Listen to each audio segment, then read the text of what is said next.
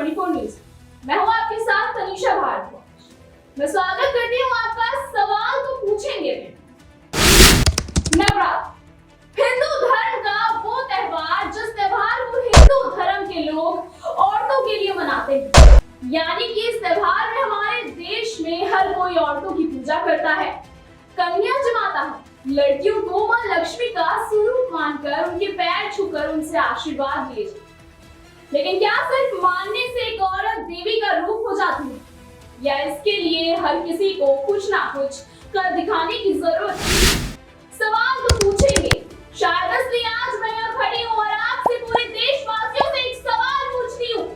नवरात्रि में हम नौ देवियों की पूजा करते हैं, हर दिन हम देवियों का आदर सम्मान करते हैं, लेकिन इस बीच में हमारे पूरे भारत देश में हर कोने से एक हर रूह को कबा देने वाली खबर सामने आती है। वह खबरें जो हर एक इंसान को झंझोड़ कर रखती है, हर एक इंसान की रूह को कबा देने वाली। Rape case. नवरात्रि में इतनी भयानक तरीके से रेप केस की खबरें सामने। गैंग रेप, बस के अंदर रेप, ट्रेन से उतरते वक्त युविका के साथ, यहाँ तक कि फ्लाइट में भी रेप केस की खबरें सामने आई हैं।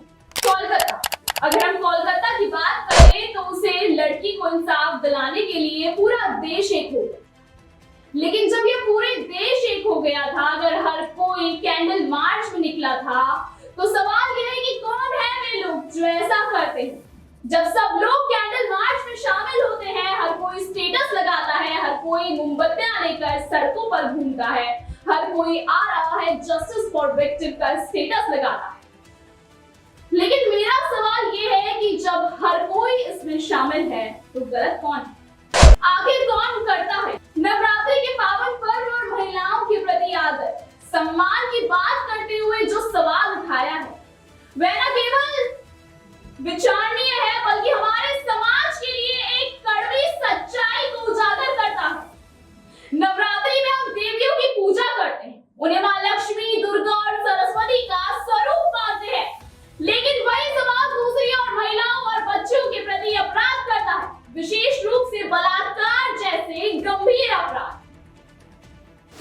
मेरा सवाल है, ऐसा करता कौन है? मैं फिर से एक बार बोलूं, हमारे समाज की पाखंडिता पर सीधा प्रहार करता है यह सवाल, हमें आत्मनिरीक्षण के लिए मजबूर करता है यह सवाल, क्योंकि बलात्कार या अन्य यौन अपराध करने वाले लोग हमारे समाज का ही एक हिस्सा है।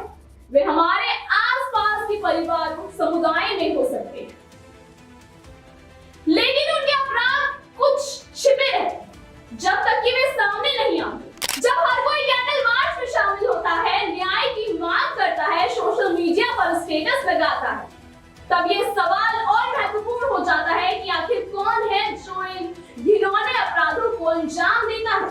अपराधियों की पहचान करना और उन्हें न्याय दिलाना एक सामूहिक जिम्मेदारी होनी चाहिए, जो न केवल मेरी है बल्कि आप सबकी है। इस सवाल का जवाब केवल समाज के सुधार और महिलाओं के प्रति दृष्टिकोण बदलने में निहित है। हर व्यक्ति को यह समझना होगा कि महिलाओं का सम्मान केवल त्योहारों के दिन नहीं बल्कि हर दिन किया जाए। कानून का अच्छे से पालन होना चाहिए, न्यायिक प्रणाली मजबूत हो और सबसे महत्वपूर्ण बात, हम अपनी सोच और मानसिकता बदलने की जरूरत है, ताकि ऐसी घटनाओं को जड़ से खत्म किया जा सके। मेरा ये सवाल समाज को जगाने और सोचने पर मजबूर करना चाहिए कि सिर्फ पूजा करने से एक स्त्री देवी नहीं बनती, बल्कि वास्तविकता में उसके साथ न्याय, समानता और सम्मान का व्यवहार जरूरी। जो बातें मैं आपको बताने जा रही हूँ वे केवल सत्य है, और ये सारी घटनाएं, मेरी बात ध्यान से सुनिएगा, ये सारी घटनाएं केवल नवरात्रों में घटित हुई। गुजरात के वडोदरा में नवरात्रि की रात 16 साल की एक लड़की के साथ बलात्कार।